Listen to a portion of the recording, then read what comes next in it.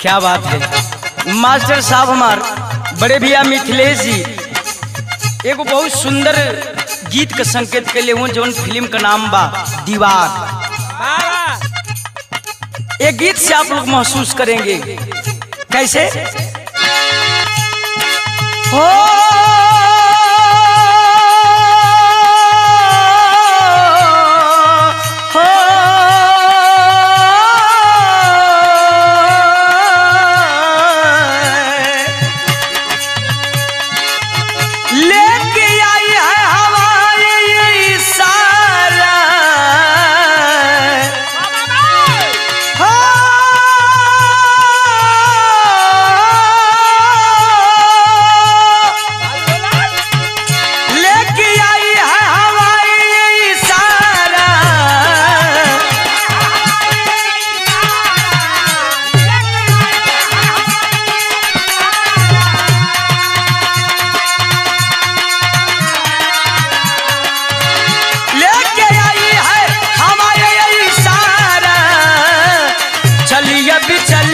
वतन मेरा प्यारा, चलिए भी चलिए वतन मेरा प्यारा, वंदे मातरम।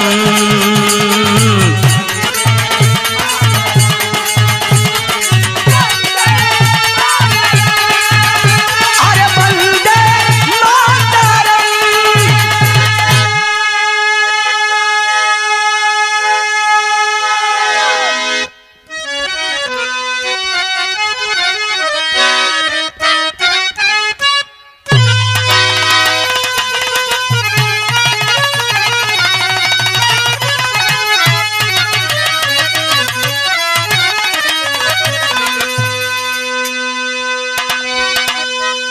मोरे राम रे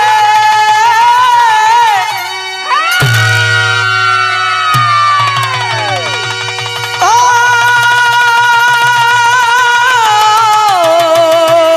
हो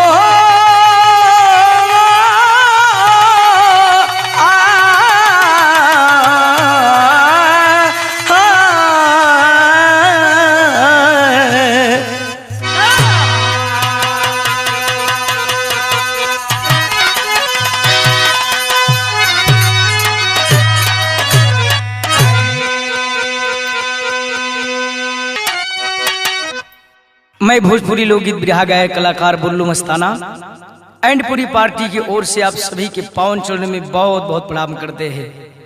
बहुत ढेर दिन के बाद आप लोगों से मुलाकात होत बा। आज ही जो रिकॉर्डिंग होत बा आर के स्टूडियो जमानिया गाजीपुर उत्तर प्रदेश, हमारे बड़े भैया रमेश सिंह जी की देख रेख में हो रहा बा, जो रिकॉर्डिंग सेट पे बैठे हैं। और आज स्टूडियो में उपस्थित हमारे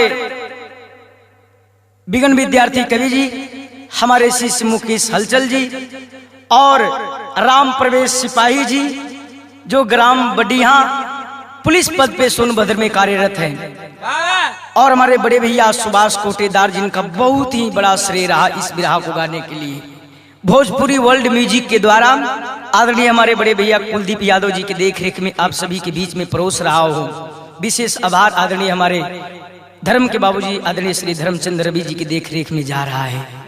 तो आइए हम बिरहा की तरफ चलते हैं। भूमिका से भाव लगा मास्टर साहब, आइए।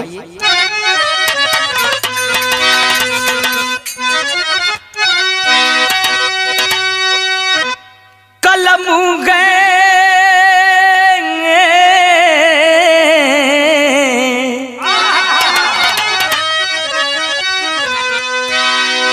कलम है कलपुती लिखूं क्या कहानी,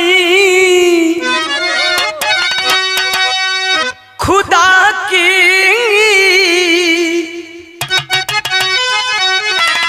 खुदाई समझ में न आती, गिरा बज्जर छाती पर बन करके सोला, घटा संकटों की बनी प्राण घाती, चीख करी चांदनी आह भरने लगी, छा गया शोक अंबर बिलखने लगा। जिंदगी लाश बनकर कलपने लगी, झरझर आँखों से आंसू बरसने लगा।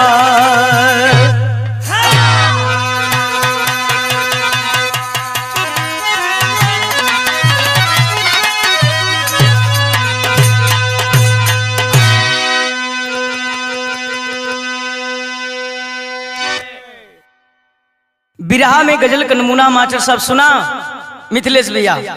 बड़ी दिन के बाद ये भैया लोगन से दीदार होत हो। कोनो गजल का नमूना कोनो लड़की कोनो लड़का के देख के कलश की मैं तुझसे बहुत प्यार करती हूँ। लड़का कलश के अरे पगली हम इतना टूट चुकल है कि प्यार के काबिल है ये ना है। लड़कियां पूछलस काहे तो लड़का बताओ था का बताओ भैया।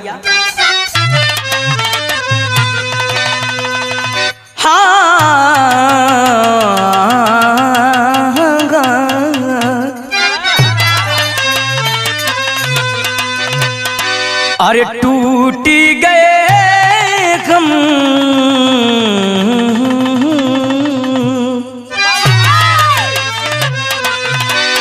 अरे टूटी गए हम प्यारी जता करी, टूटी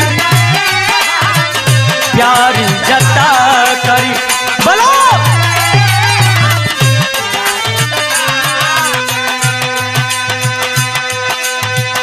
पत्थर दिल से पत्थर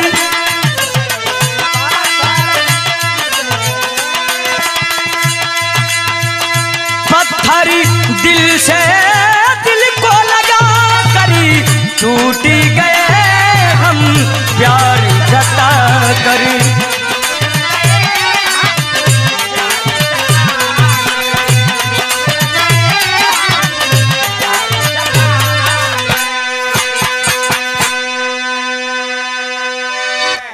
बिरहा सुनने वाला भैया बाबू लोग जरा गौर करेंगे। हिंदुस्तान की सरजमी के लिए अपनी जान की कुर्बानी देने वाले और सपूत उन शहीदों की विधवाएं दुल्हन की कलेजे की पीर है, कवि ने दर्शाए हैं अपने कलम के द्वारा। लिखे हैं क्या, हर लूटी गए गम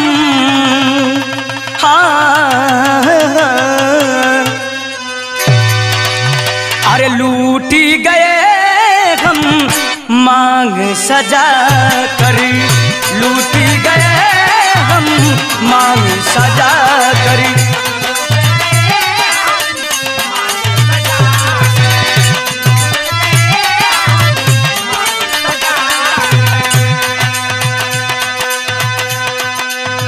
खुशियाँ न मिली खुशियाँ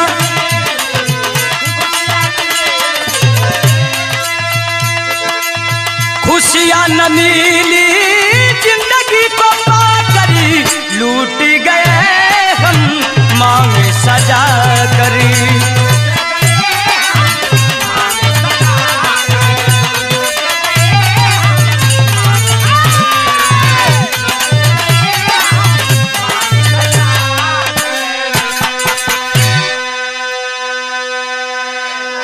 यहीं से कहानी का शुरुआत हो गई। जरा गौर करेंगे कहानी कहाँ के बा के करबा कैसन बा कैसे।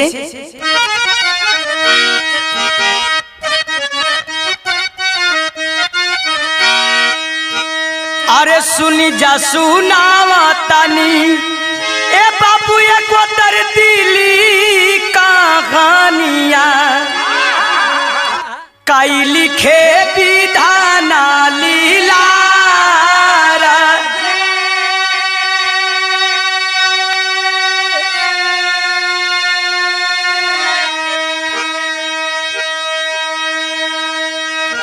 गाजीपुर जनपद कासिमाबाद हावी थानावा, खजुहा गावा गंगोली माझारा,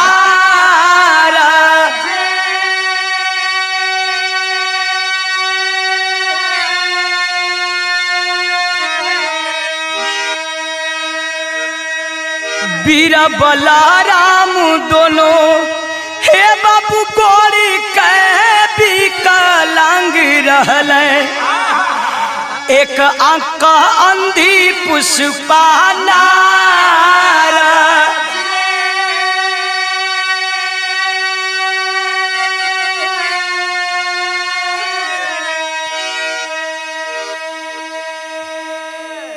बाबूजी कहानी वहां से शुरुआत हो गई। हिंदुस्तान का एक पावन धरती, जिस धरती को शहीदी धरती के नाम से जाना जाता है।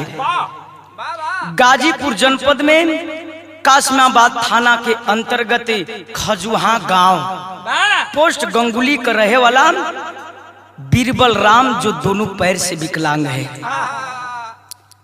उनकर दुल्हन का नाम पुष्पा बतावल गई, जो एक आंख की अंधी है। बारे मालिक तू जोड़ा गजब बनावेला। अरे शशिकांती लक्ष्मीना सोनू गुड़िया कुमारिया अजतिया करल चामारा।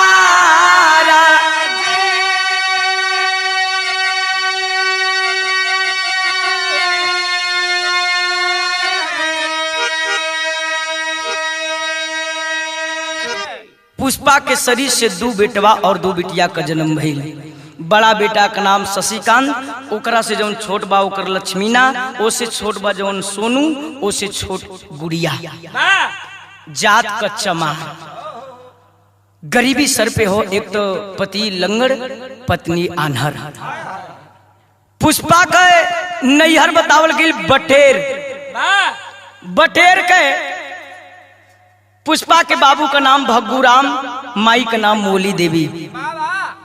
पुष्पा का भाई रलन, जिनका नाम बताया गया जयप्रकाश राम, उत्तर प्रदेश पुलिस सोनभद्र में कार्यरत है। गौर करेंगे बाबू, कलन की हमारे बोहिन बनोई एक तो विकलांग बनो, ऊपर से गरीब बालन। गरीबी देख करके बैंक से केसीसी लोन ले लिए और लोन के सहारे एक गाड़ी धोने वाला काम चालू करवा दिए। बीरबल राम विकलांग आदमी गाड़ी धोत हूं, कहा धोत हूं भैया? अरे गाड़ी रोजा धोवे बीरबल हे बाबू महेशी पूरी चटिया पे, ओही से चले परिवार।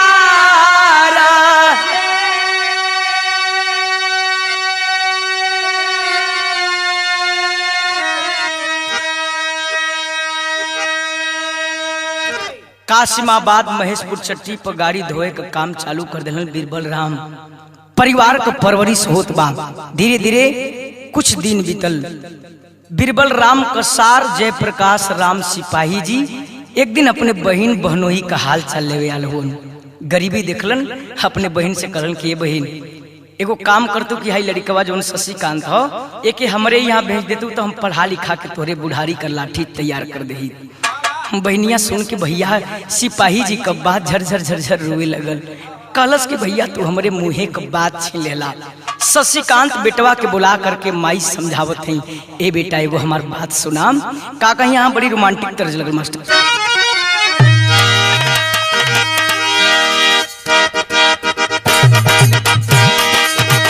जियो जियो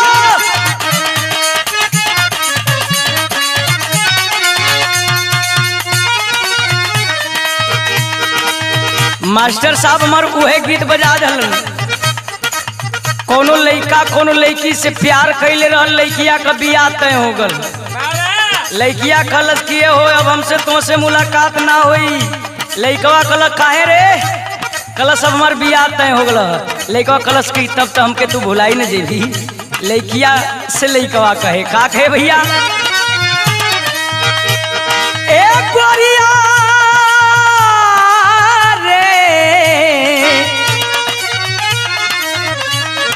दगबाज हो गईलू।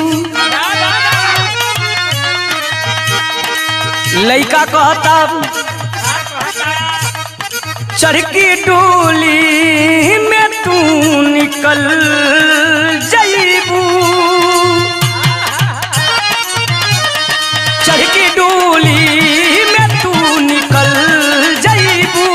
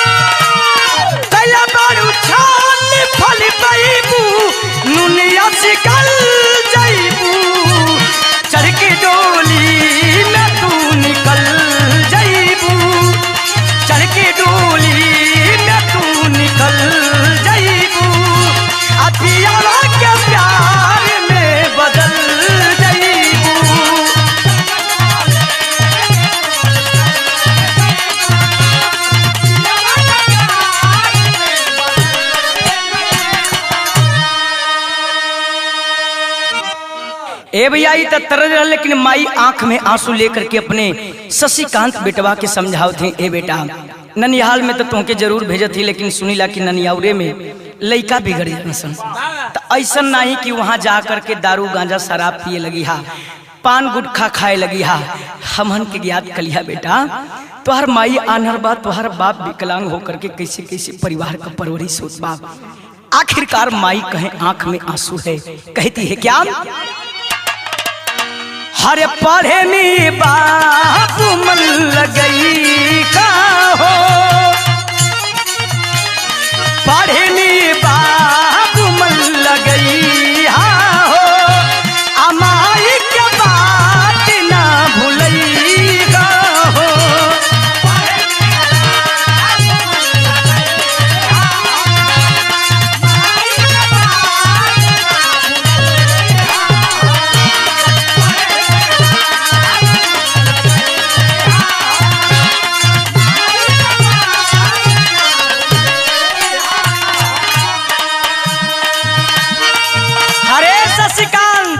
हमन बड़ी किस्मत को मारल है, किस्मत बात रमऊले, किस्मत बात रमऊले, तू जनी रोवईगा हो, पढ़े में बाप मन लगई हो, पढ़े में बाप मन लगई हो, अमाई बात ना भूलई हो।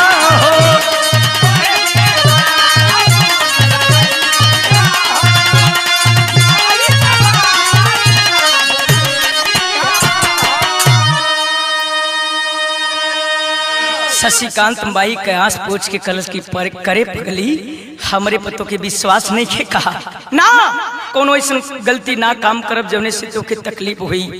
ननिहाल में पहुंचा है, कैसे शशिकांत पढ़ाई करते भैया,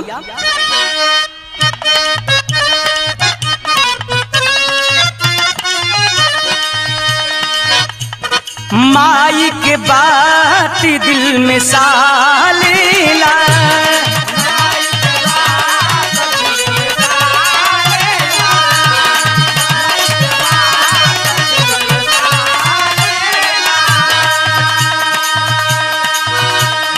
दुख दर्द गरीबी दिल में पालेला,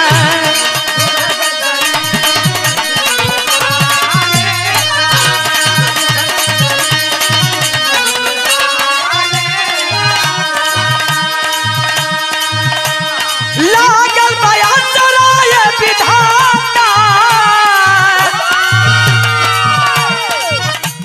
लागल बया सराय विधाता, एके पुराई गो माई के बात, अरे पढ़े ने बाप मन लगई हो, अमाई के बात ना भूलई हो।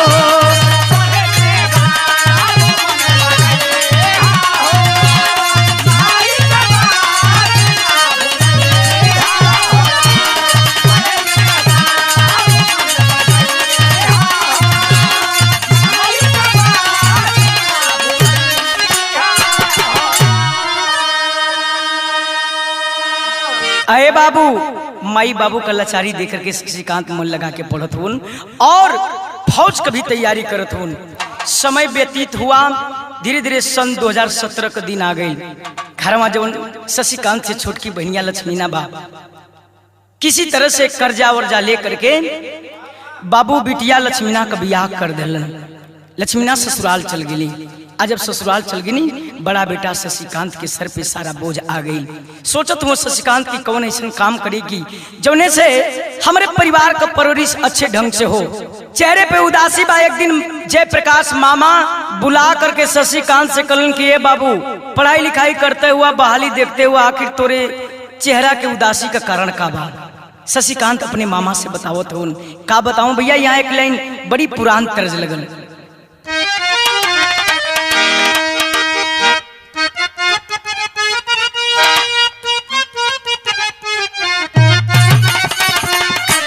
ओ हो गंगा भैया लाए की तर्ज है। कोनो दुल्हा कहता कि लाल लाल ओठवा से अरे पर की राशि चुईला हो की राशि चुईला जैसे आमावा की मुजा रस राशि चुईला हो की राशि चुईला।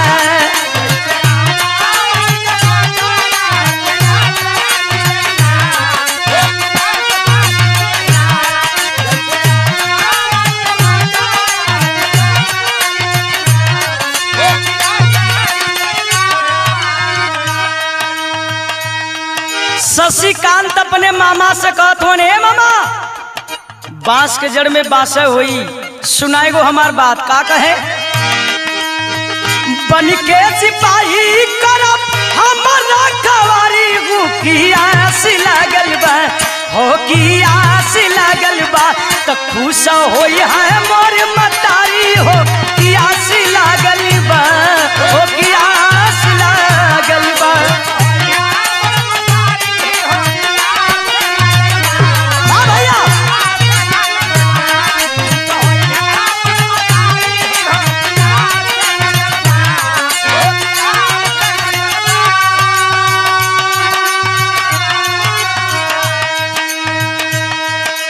हे भैया मामा बड़ा खुश भइलन हमारा भगिना के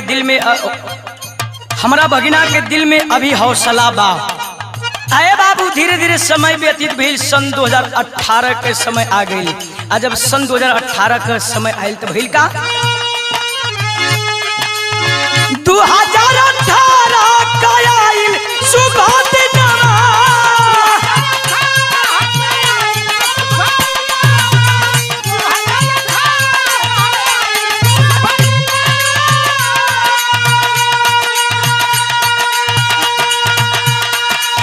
यूपी पुलिस में भर्ती भाई ना जवाना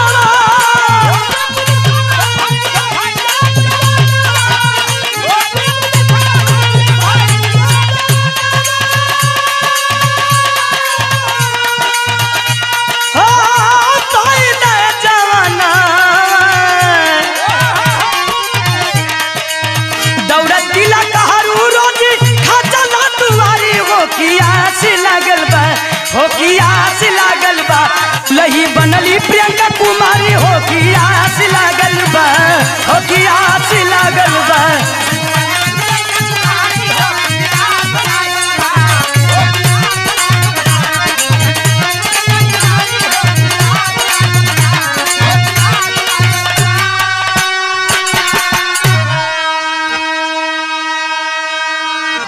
आय हाय बाबूजी बीरबल राम का गरीबी का दिन दूर हो गई। शशिकांत जब सिपाही हो गलन और ट्रेनिंग करते फतेहपुर में यार तिलकरू दुआरी खांचे लगलन, लेकिन ग्राम सराय मुबारकपुर के लाल बहादुर राम के बिटिया प्रियंका से शशिकांत का शादी तय हो गई। वो डेट कहिया पड़ल 13 जून 2019। शशिकांत आलवन निके निके बिया भइल प्रियंका दुल्हन बन के शशिकांत के घर आ गई। तो सबके जिंदगी में गंगा भैया एगो अनमोल रात आवेले। कैसन रात होले हो? जेवने के सुहाग रात कहल जाला। ओमे मर्डर होले का? बात मर्दवा मर्डर ना होला। सुहाग वाली रात में बड़ी सपना संजो करके प्रियंका बैठी है कि हमारे पतिदेव सिपाही हैं। जब प्रवेश करता है शशिकांत दुल्हन दौड़ करके जाती है, पांव छू करके मीठा और पानी लिया करके शशिकांत की पियावत है। पानी पियत हुन आंख से झरझर झरझर आंसू चलत हो। दुल्हनिया प्रियंका हाथ जोड़ के कलश की सैया काहे रोत हुआ? आज तमन का सुहाग रात हो ना, का बात हो गई? का हमारा बाबूजी के लेन देन में कमी हो गई कि हमारा सुघराई में कमी बा कि हम तोहरा लायक है नहीं? शशिकांत कलश की पगली कैसी बात करती है? अरे तू मेरे लायक है, हमके धन दौलत से का जरूरत बा? तब काहे रोत हुआ कलन की पगली? हम अपने किस्मत पर रोत हैं कि बाहर किस्मत मतारी आनहर बाप विकलांग कैसे गाड़ी दोहो करके हमन का बाबू हमन के पल्लन। ओहे सोच के रोती दुल्हनिया समझ गई, समझदार पढ़ल लिखल लड़की रहल, समझ गई कि हमारे सैया इमोशनल हो गलन। कल सुनी अब हम आ गए ना चिंता मत करी, इतना अनमोल रात फिर हमन के जिंदगी में कबो आई ना। का दुल्हन कहे भैया, ए राजा हो हे सिपाही सजना, कलश की हई इमोशनल हो करके ई रतिया नाश मत करा, हमार बात सुना। मेरे सिपाही सजन सजन सजन सजन हो, मेरे सिपाही सजन मन में करो ना गुनन, मेरे सिपाही सजन मन में करो ना गुनन, रात बीत जाएगी अब मजा लीजिए।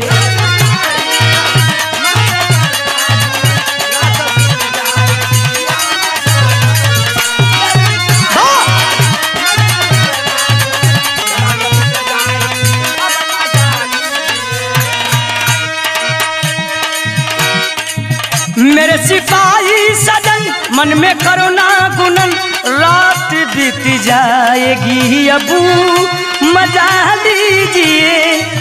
गलत है, घरे का चिंता फिक्र छोड़ा, खाली तू ड्यूटी पर ध्यान दा, घरे का जिम्मेवारी अब हमार हो गई। हम देखा छोड़ के घर का फिकर फिकर फिकर हो, छोड़ के घर का फिकर दिल का करिए जिकर, छोड़ के घर का फिकर दिल का करिए जिकर, रात बीत जाएगी ना सजा दीजिए। बोलो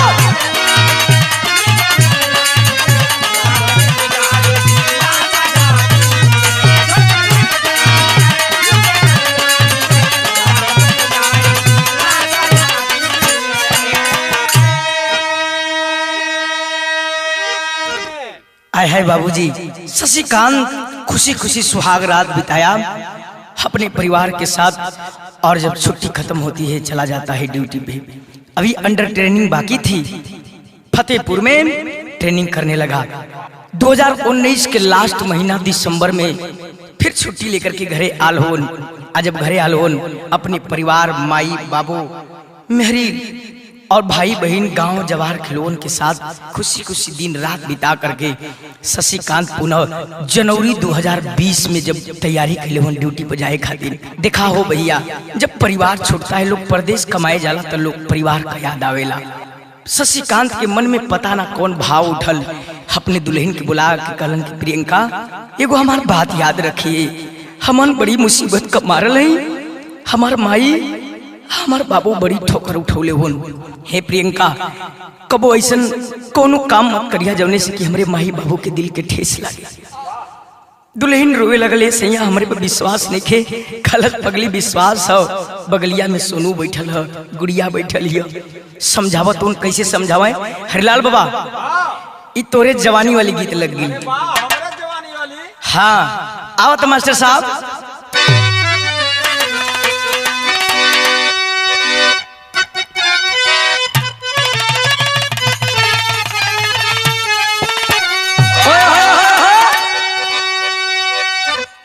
मिथिलेश भैया भोजपुरी के सम्राट भरत शर्मा जी ये गीत के गौले हुए आज के कम से कम 28-30 साल पहले। कैसे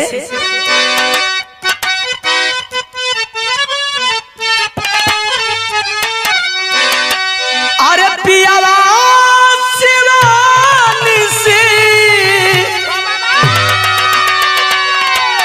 अरे पियावा शिवानी से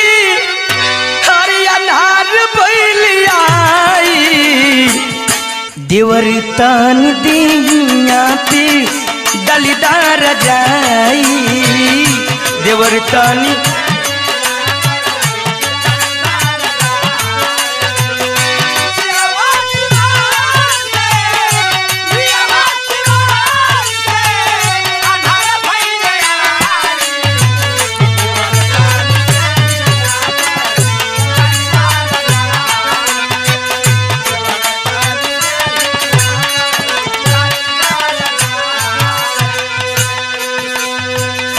शशिकांत के आंखों में आंसू है।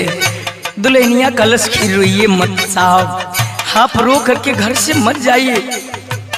प्रियंका के समझाओ तुम का समझावे। हे प्रियंका काहे तो एना परी हमार मन बड़ा घबरात बा ड्यूटी पर जाए से, मन नहीं के करत ड्यूटी पर जाए के। प्रियंका कलस तब काहे जाते कल के का करबो मजबूरी है का कहे भैया। अब की बेर जाइब ता अरे अब की बेर जाइब ता हर लेट लियाई घर परिवार सबकी रखिया समझाई घर परिवार सबके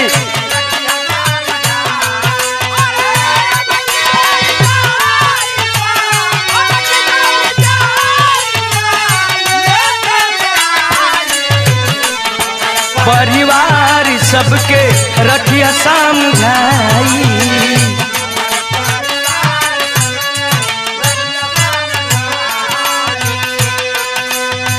हर माई बाबू साले बारे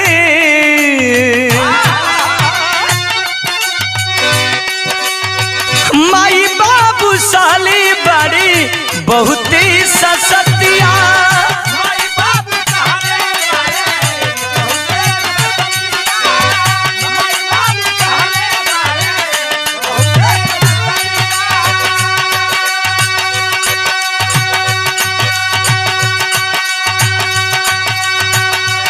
अरे प्रियंका हमार माई आनर हो करके भी बहुत दुख उठौले बा, हमार बाबू लंगर हो करके भी इतना दुख उठौले जौन कि हमरे आँखी के देखल चीज बा। एगो बात याद रखी है, कौन बात? हर माई बाबू साली बारे बहुते ससतिया दुख लागी बाली कबहू बोली गान बतिया।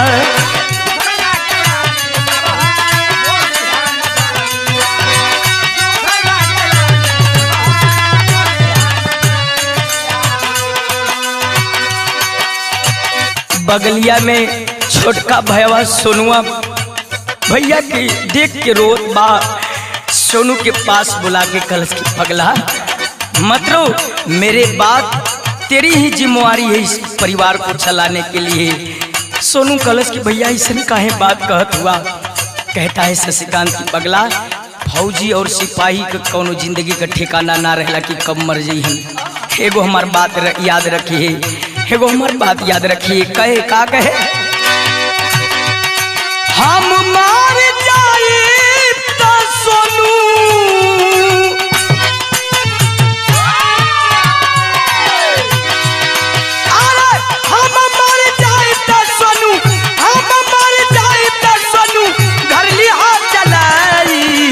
घर परिवार सबके रखिया समझाई।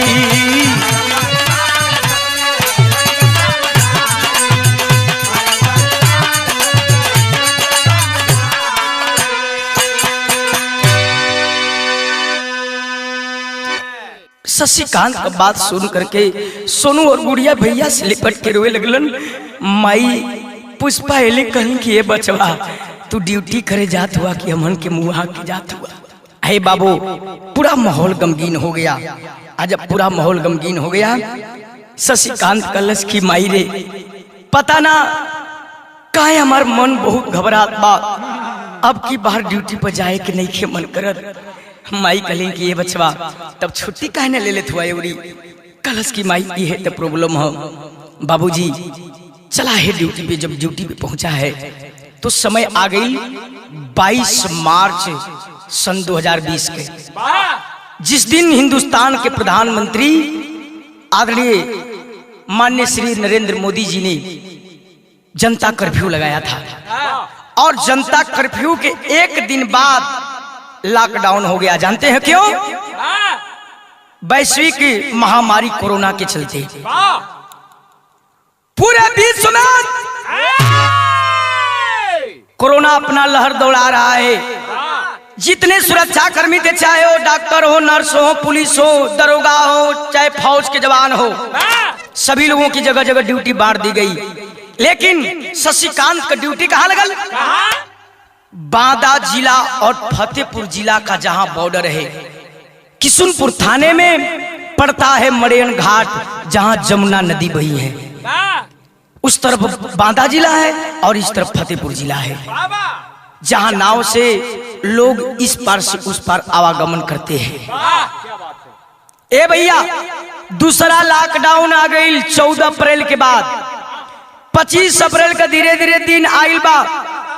दुल्हनिया दोपहर के बाद 3 साढ़े 3 बजे फोन कैलस प्रियंका, कलश की काजी कैसन बनी?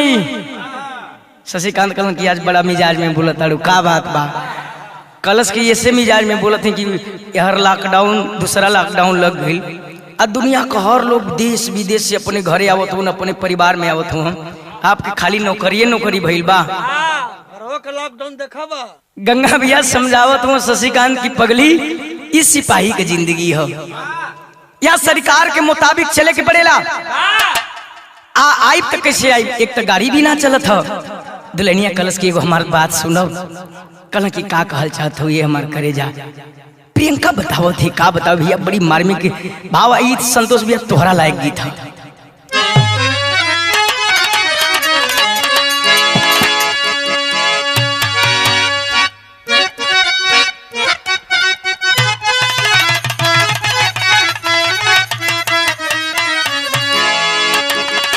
मास्टर हमार वह गीत बजा दलन, कोनो लड़का कोनो लड़की से प्यार करत रहल, लेकिन लड़किया ओ से प्यार ना करत रहल। ओकर साथी पूछलो सो कि कारे भाई तू ओकरा चक्कर में रहत ले, उ दूसरा के चक्कर में बिया। लड़कवा कलश की है तो प्रॉब्लम है, हमरे दिल का भावना ना समझ पावत है। तो उ लड़कवा कहे संतोष भैया, का कहे कि वो करा बिना एक पाल अब रगात नहीं खे,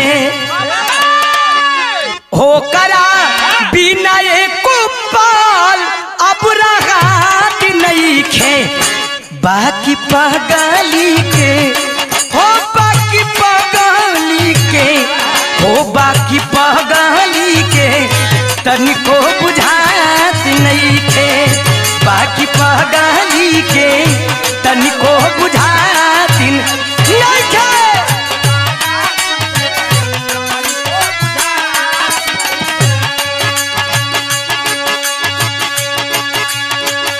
आए बाबू, प्रियंका दुल्हनिया कलश की देश दुनिया का लोग एक कोरोना महामारी में सब अपने घरे आवता, आ तो के ड्यूटी लौका था। दुल्हा समझाओ तुम प्रियंका के, हरे पगली हमन का जिंदगी ही ऐसा जिंदगी होले।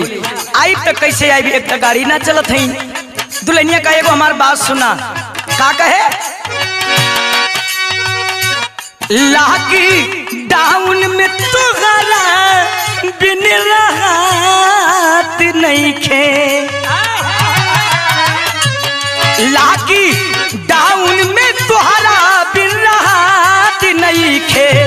बाकी तो हारात हो, बाकी तो हारात हो, बाकी तो हारात कुछ बुझात नहीं खे। बाकी तो हारात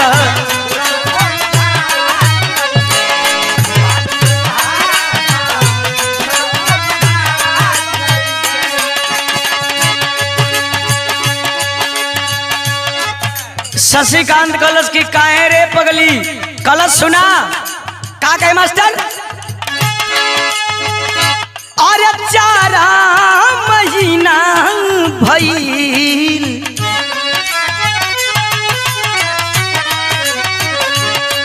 अरे 4 महीना भइल बाटे ठीक डेट पे।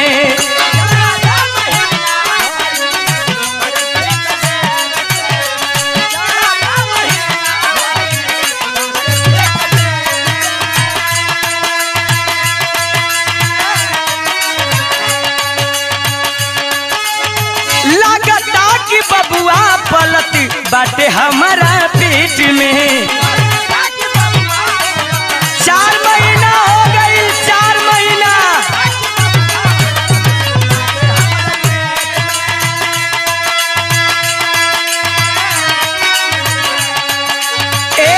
जब से गल है तब से हमके खाना पानी निक ना लागता कि धीरे धीरे 4 महीना हो गई हमरा पेटे में बाबू पलत है।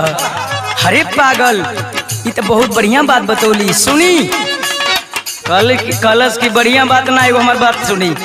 का कहे कि एकरा चलते दाना पानी, एकरा चलते दाना पानी कुछ घोटात नहीं खे, एकरा चलते दाना पानी कुछ घोटात नहीं खे। बाकी तो हारत हो, बाकी तो हारत हो, बाकी तो हारत कुछ बुझात नहीं खे।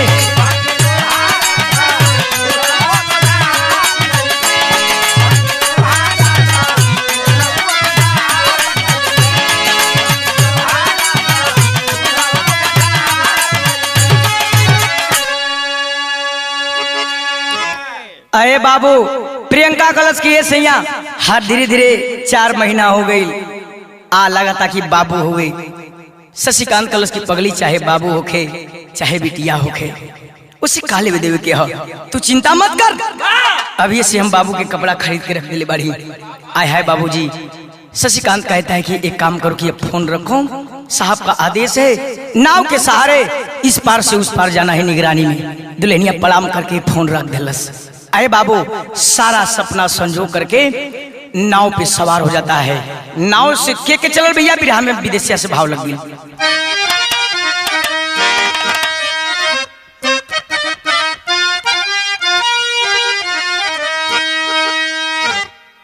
अरे कटी गई फोना माया,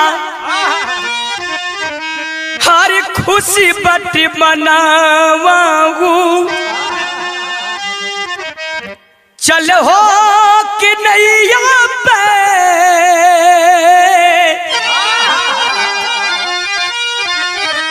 सवर मोरे बाबूजी।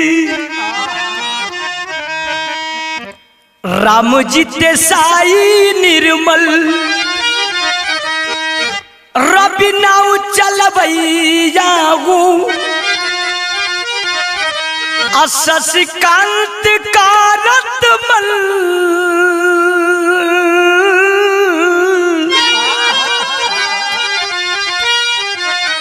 बिचार मोरे बाबूजी। आय हाय बाबूजी। इस साई रामजीत, निर्मल यादव, रवि नाव चलवैया और शशिकांत 4 लोग सवार होकर के नाव पे चले हैं। लेकिन किसको क्या पता है कि कब मौत आ जाएगी, किसको क्या पता है कि कब मौत आ जाएगी। तब तक बाबूजी होता क्या है, धीरे धीरे घड़ी 5 साढ़े 5 और जमुना जी के बीच धारा में जब नाव पहुंची तो हुआ क्या, जमुना में हलचल भइले, अरे नैया पलट गईले, अपनिया में अब तब भय,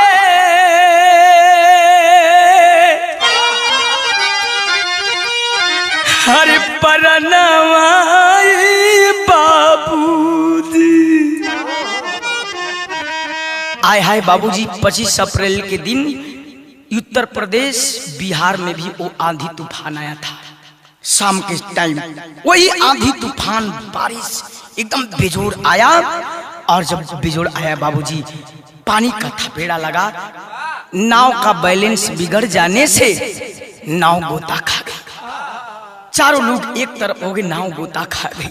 हाँ जब गोता खा गई हो बाबू, चारों लोग डूबे लगलन। किसी तरह से निर्मल यादव जो हेड कांस्टेबल था, किसी तरह से हाथ पांव मारते मारते प्रमाण मिला कि 400 मीटर घाट पे पहुंचते हुए आया और गिरते गिरते बेहोश हो गया। लेकिन शशिकांत और साई रामजीत और रवि नाव चलवैया का पता ना कि वही नावे के सहारे कि कैसे डूब गिलन। वही में पूरे हलचल मच गई, चारों तरफ हाहाकार मच गया। वहां एसपी, डीएम, कलेक्टर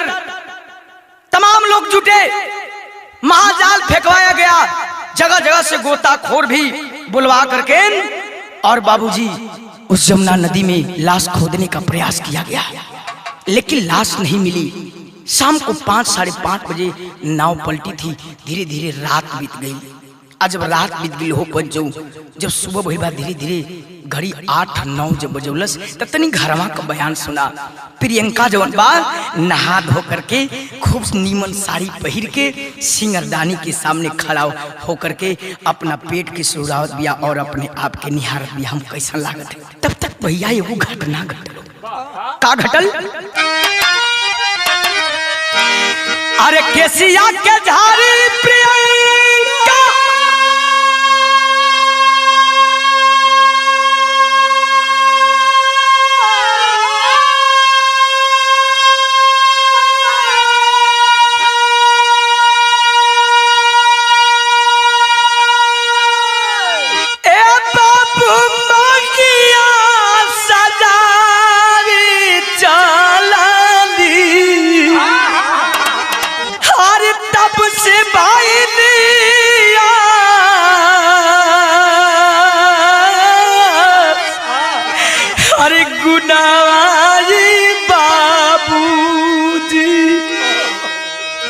हाय बाबूजी सिंगरदानी के सामने खड़ा होकर के टेबल पर बैठ करके जो वही सिनोरा से सिंदूर उठाकर मांग में सजाना चाहती है, तब तक हथवा से छूट के सिनोरवा गिर गई।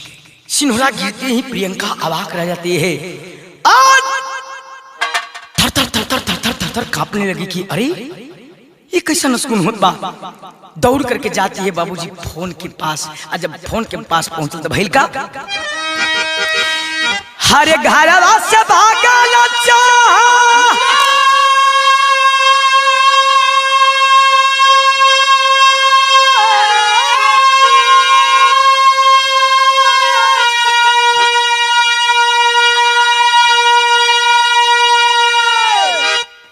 बाबू जानी बारा अरे तब से बाजी गई ले अरे फोनाई बाबूजी बारे मालिक बा। जब वही घरवा में से बाहरवा अगनमा में दौड़ल गई मोबाइलिया के उठावे खातिर। जब वही उठावल चाहते तब तक रिंग बजे लगल। उठाती, हेलो हाँ कौन? उधर से आवाज आती है बड़े धीमे स्वर में, क्या तुम शशिकांत की दुल्हन बोल रही हो? हाय साहब, हम उन्हीं के दुल्हन बोलते थे। क्या बात बा? कहाँ से बोलता नहीं रहुआ? मैं किशनपुर थाने फतेहपुर जिला से बोल रहा हूँ। अरे साहब तो उन जगह तो वो ड्यूटी करेलन। क्या बात बा बोली? आपसे ना बात भल तो मैं बता दे। कल की अरे पगली तू क्या बताएगी, मैं तुझे बता रहा हूँ। कल 5 साढ़े 5 बजे जमुना जी में एक नाव पलट गई जिसपे शशिकांत भी सवार था। आय हो सैया कह करके मार के मुक्का छाती पे गिरी गई। दलाम से गिरल माई पुष्पा देखली दौड़ लेनी। का बात बरे प्रियंका का हो गई? मोबाइलिया पर हालो हालो होत बा। माई उठौली फोनवा कली कि भैया कैसन बात सुना दिला। का बात सुना दिला? हमार पतोहिया गिर गई, हमार बहू बेहोश हो गई। कल की माई तू माई बोलत हो ना? हाय बाबू हम शशिकांत माई बोलत है।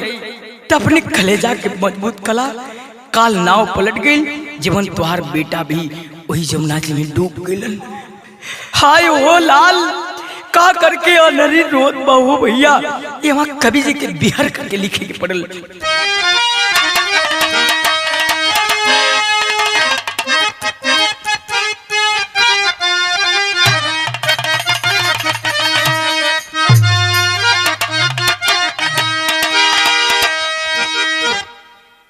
माई के वेदना के कवि जी जाहिर कैले हो। का लिखले?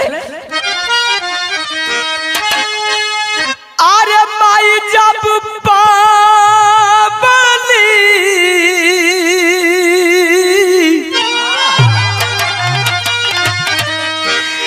अरे माई जब पावली अरे खबरिया नु गिरी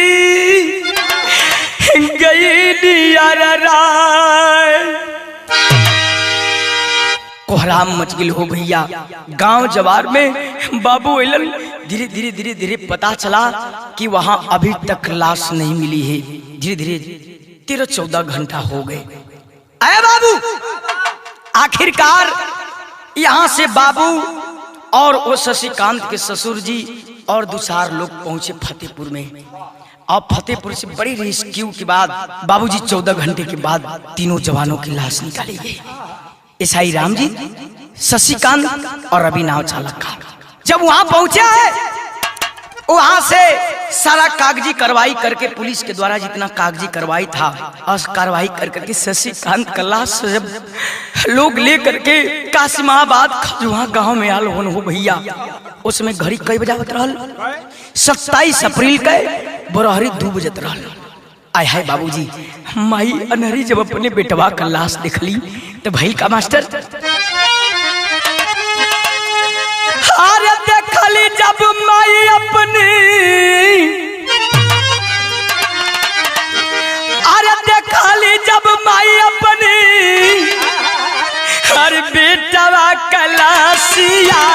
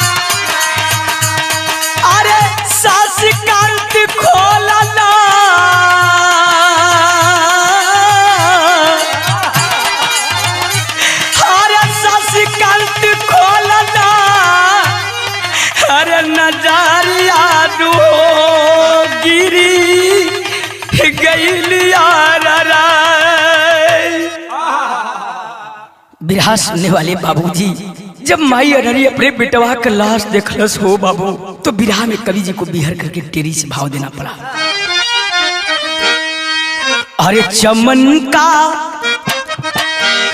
बुलबुल रोता रह गया, अरे चमन का बुलबुल रोता,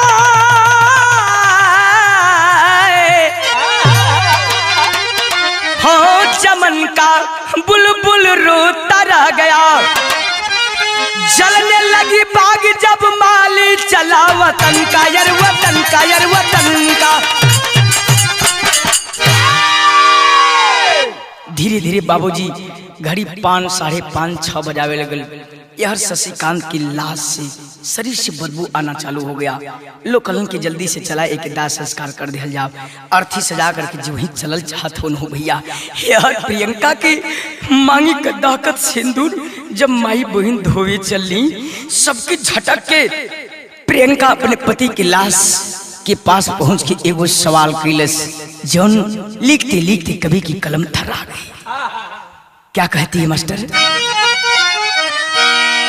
हो अरे कई गई लजीनीगी महुरवा,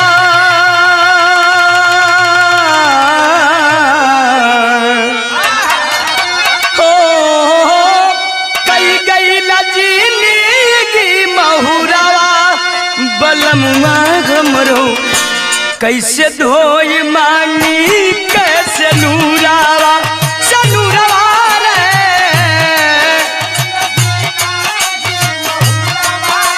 बलमुआ हमरो कैसे धोई मांगी कैसे नूरावा, सनूरावा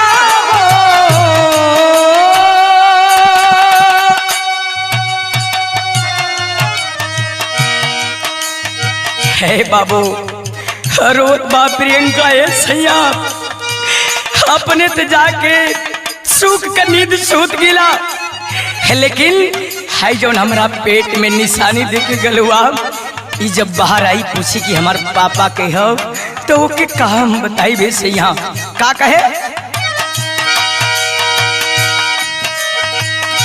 कोखिया में देखे गईला जवना निशानी कैसे सुनाई तोहरा मुअल के कहानी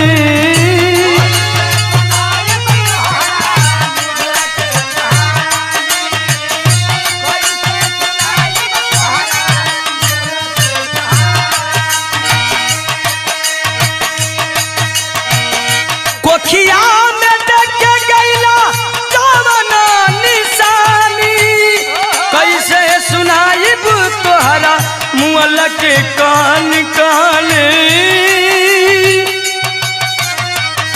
के देही पापा कह दुलारवा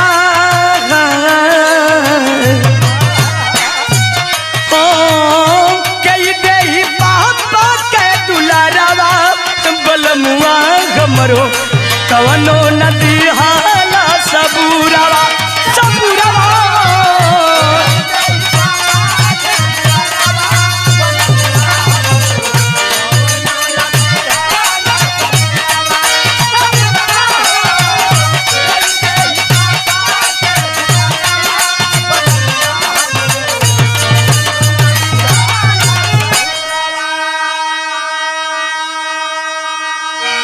हे बाबू जितना लोग रहलन प्रियंका का बात सुन के सबकी आंखों में आंसू आ गया।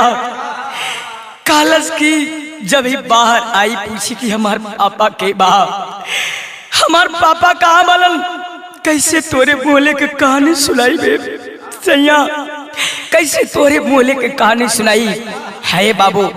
सारा लोग वहां पूरी मातम छा गया। पूरी आवाम के चेहरे पे मायूसी है, सबके आंखों में आंसू है। एक लाइन कवि जी बिरहा से भाव दिए आल्हा के अंदर का लिखल भैया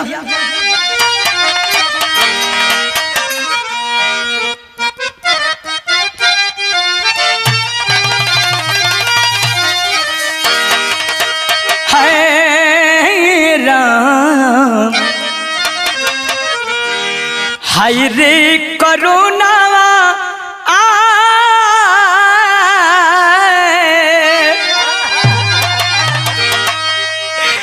माई रोत है दूसरे का रक्षा करे भी तू खुद पर आ गेला। का कहली भैया कि हाय रे करुणावा हर जिंदगी बिगड़ दिगले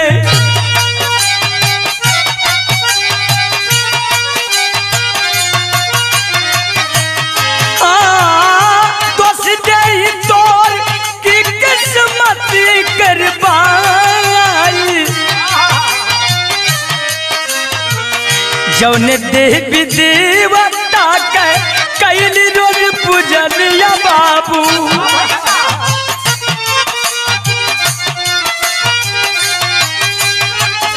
वो देवी देवता आज मंदिर में छुपल बाई करे भविष्य बार जवन पंडा पुजारी बाबू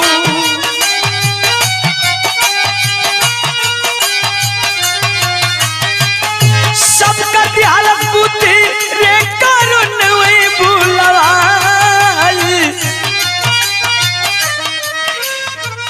विराज सुनने वाले बाबूजी आज माई हनरी पुष्पा सबके पास जितना लोग वन दौड़ दौड़ के जाके कल के बाबू अरे जौने देवी दुर्गा का पूजा करत करत करत करत आज हमन का ये हाल हो गई।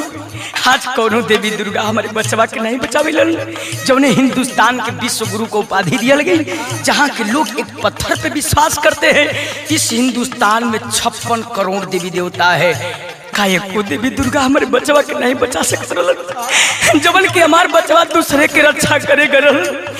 लेकिन जब मेरे बेटे को नहीं कोई बचा पाया तो आज के बाद मैं किसी देवी देवता की पूजा नहीं करूंगी। है बाबू एक लाइन कवि जी हिंदुस्तान के प्रधानमंत्री जी की तरफ चलते हैं जो हर दिन अपनी जुबान से मीडिया के द्वारा, टीवी के द्वारा, अखबार के द्वारा, टेलीविजन के द्वारा तमाम जगहों से आवाज देते हैं। क्या आवाज देते हैं? देह ले दुहाई जवन पीएम दे सबाब बाबू,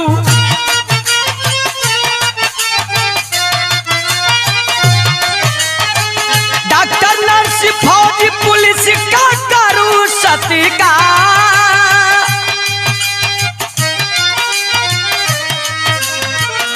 रोवे पीरियंका झरे बन के बतैया बाबू,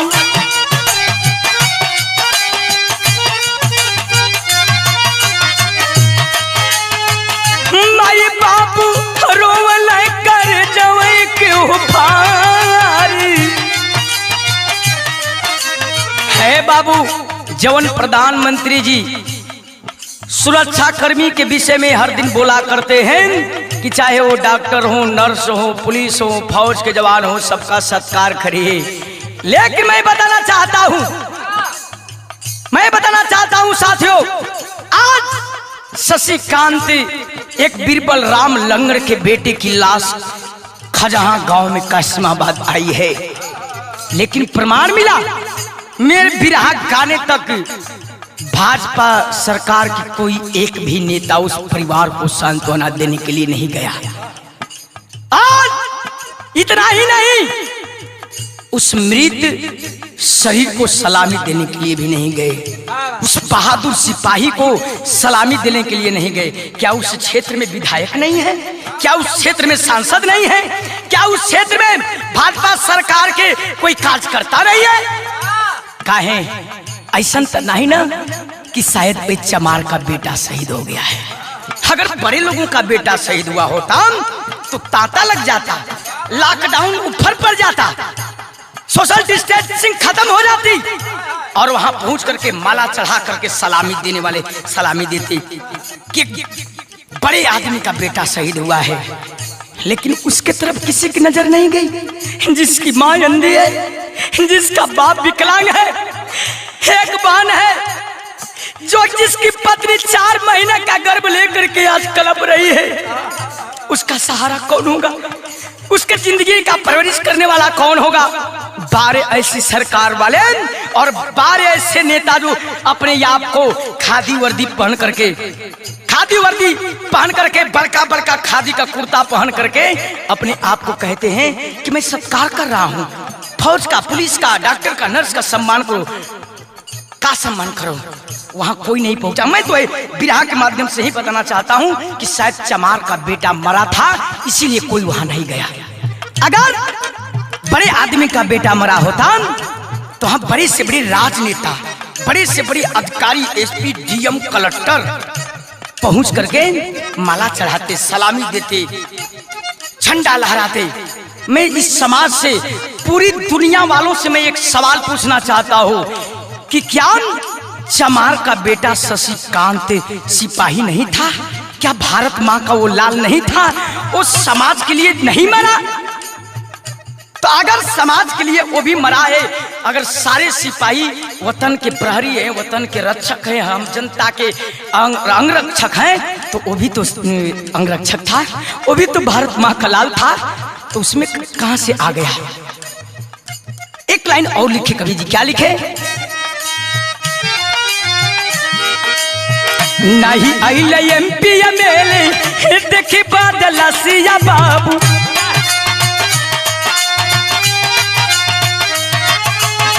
नहीं मिलल जिए के परिवार की आधार।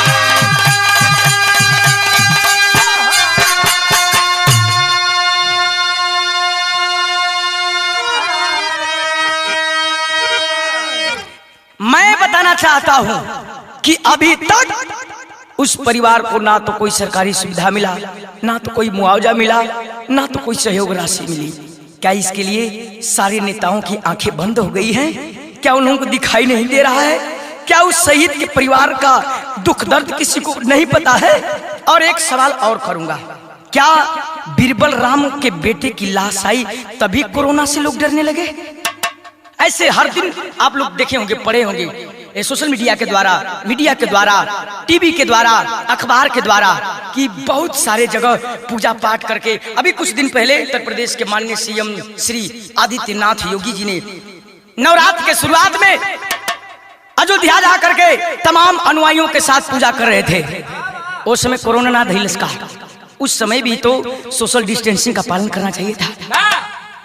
केक चमार के बेटा मर गया, उसकी लाश आई तो उसको सलामी देने के लिए, उसके परिवार को सांत्वना देने के लिए वहां अगर पहुंच जाते तो कोरोना फैल जाता। आप ये भी कर सकते थे, सोशल डिस्टेंसिंग का पालन करते हुए 2 गाड़ी लेकर के आके परिवार वालों को सांत्वना दे सकते थे। लेकिन बाबूजी वहां पहुंचे कौन थे? बसपा के युवा नेता, जिला अध्यक्ष आदरणीय बड़े भैया राम प्रकाश उर्फ गुड्डू जी, आलोक सागर जी, प्रमोद राव जी और नीतीश कुमार जी, पूर्व बीबीएफ मंडल कोऑर्डिनेटर बसपा राणा विजय गौतम जी। इन लोगों ने वहां पहुंच करके और उस परिवार के दुख में शामिल हुआ। लोग कलहन की बड़ी देरी हो गई, जल्दी से चला लोग, नहीं तो लाश अब बिगड़त है। बाबू के बुलबुलन हो गए, ए भैया, हे बीरबल राम, आके अपने बचवा के कंधा दे दा। जो वहीं झुकल वो लसिया उठावे खातिर यहाँ हमारे बेचू कवि जी के ई कलम का कमाल है, लिखले विराह में खड़ी से भैया कैसे?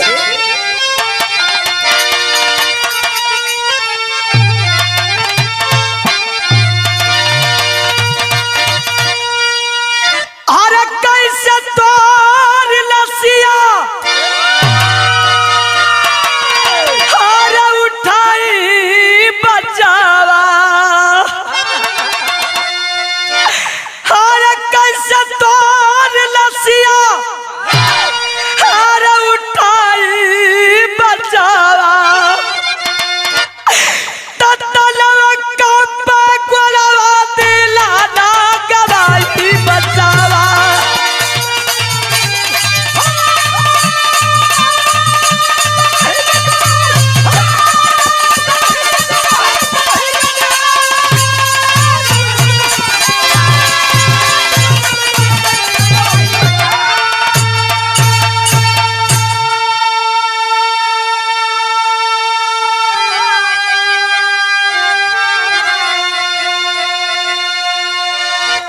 बिरहा सुनने वाले बाबूजी, बाबू कहलन कि करे पगला, हम खुद चले लायक नहीं की, का कहे? हर गुड़ावा के बानी विकलांग जंग दुनिया, हर गोड़ावा के बानी विकलांग जन दुनिया। सोचली कि बेटा मरो ठेकुलिया,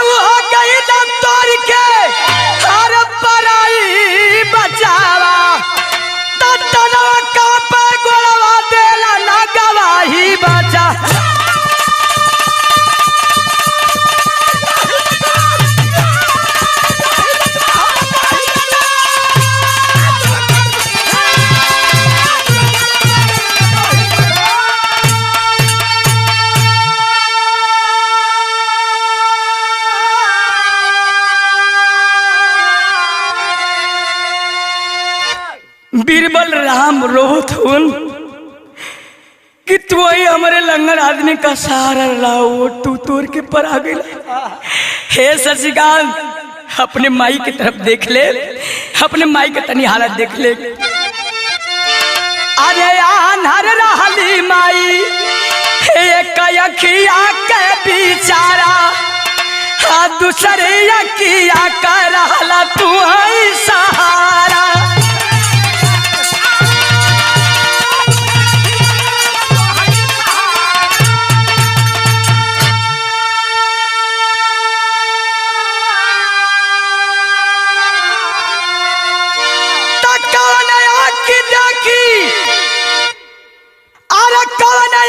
देखी तो हर माई बचा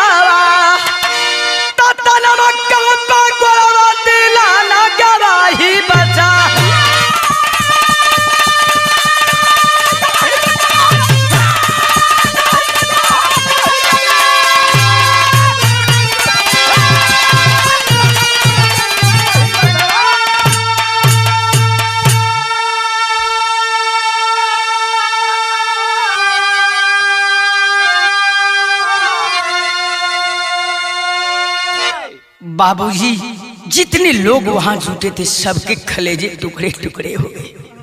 आखिरकार लोग अर्थी को उठाए और उठा करके उसी गाजीपुर माई गंगा के घाट पे, जिस घाट का नाम है चितनाथ घाट, चितनाथ घाट पर ले जा करके और शशिकांत की पार्थिव शरीर को चिता सजा करके मुखअग्नि दान दे करके और चिता में आग लगा दिए। देखते देखते चिता जल करके राख हो गई। यही विरह की कहानी रही। आखिर लाइन में भाव देना पड़ा क्या?